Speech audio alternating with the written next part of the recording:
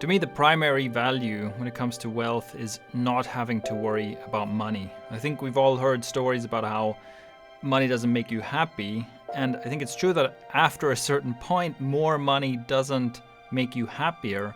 And I think the true message in this saying is that consumption doesn't make you happy.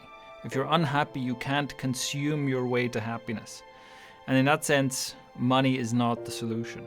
But having money troubles, being in debt, always worrying about how to pay the next bills, and simply feeling like you're always constricted because you have to work a job you don't like, and the reason you have to keep working that job is because otherwise you don't have money, and then you can't pay the rent, and then you get kicked out. This kind of thing that restricts you and puts pressure on you and takes away your freedom. This lack of money and all the worries that come with it, that definitely doesn't make us happy either. So wealth is about having enough money that you never have to worry about money again. And I think it's also good to be a bit ambitious about this. I think people who come from a working class background, who come from poor families, often we almost feel shy about even thinking about having lots of money. And we feel like maybe there's something wrong with even wanting, even saying like, oh, I'm going to build wealth. That almost sounds unreasonable and maybe even slightly dirty, and it's something that other people do, right? It's not for us. And I think that's another thing, like, no, be ambitious about this. It is perfectly fine, and it's also perfectly possible for you to not only live paycheck to paycheck and maybe have a decent salary, but to build real wealth.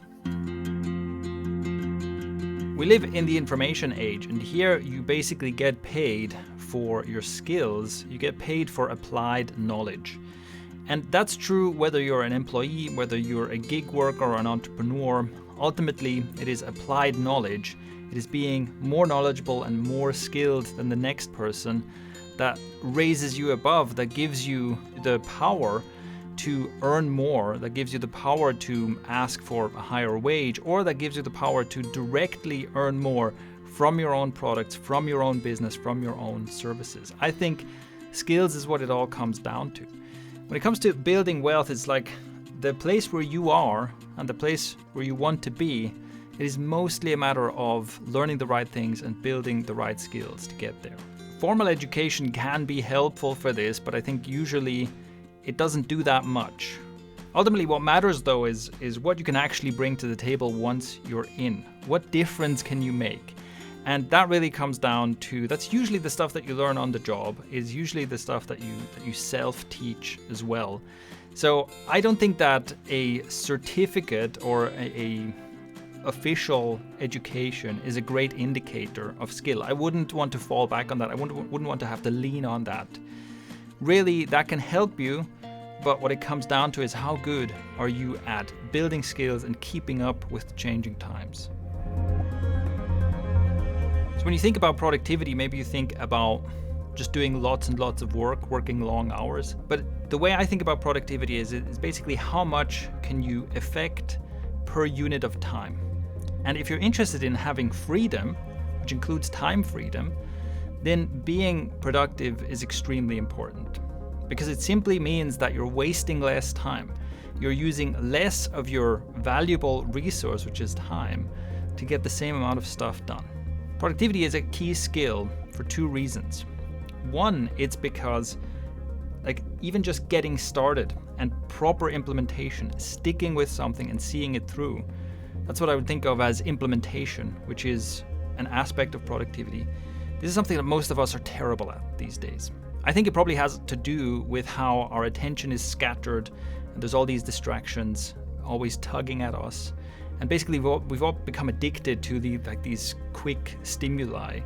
And that is making us really bad implementers. It's making us really bad finishers. So that's one of the reasons why learning productivity as a skill, learning that deliberately is so important.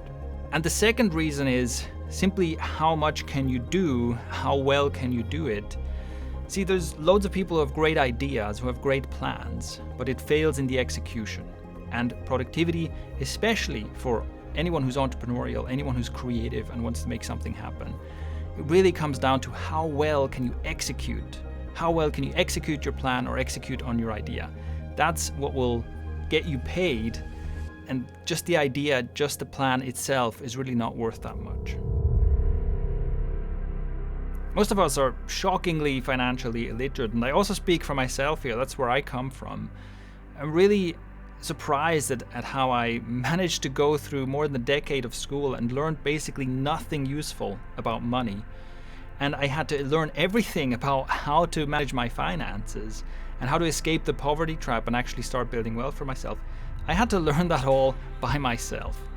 That's a bit crazy to me. So I think the starting conditions for most of us are just not great, and our education system is not helping.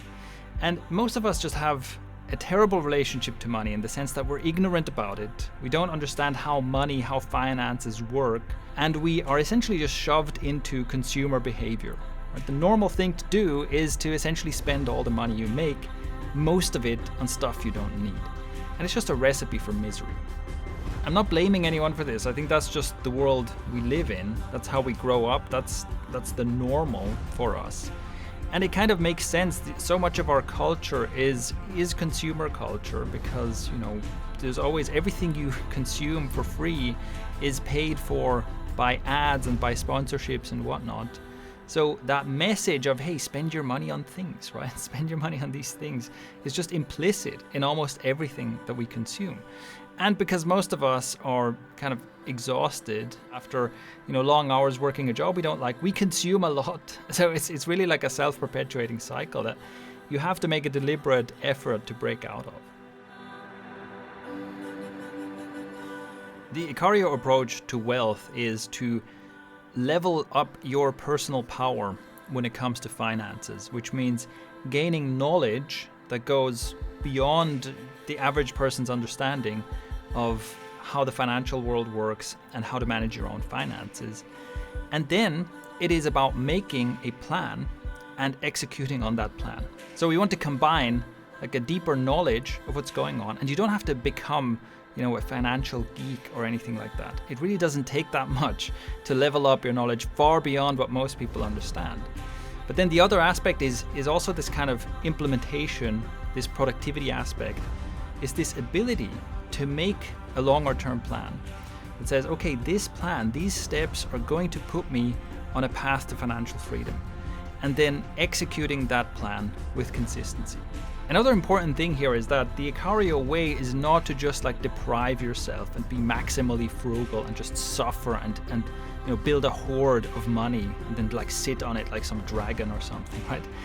You can do this. You can have a better way to build wealth. You can build your way towards financial freedom, and you can still enjoy your life, right? You can still buy things that are actually meaningful for you. You can still spend money, and ultimately, yes, we want to build wealth and we want to get into a position where we have more and more freedom, but ultimately the money is there to give you more opportunity. The money is there to give you more power, right? The ideal outcome is that money goes from this thing that is, a cause of worry, something that is kind of causes a headache once a month when the bills come due, and turns into this thing that gives you power and that gives you freedom.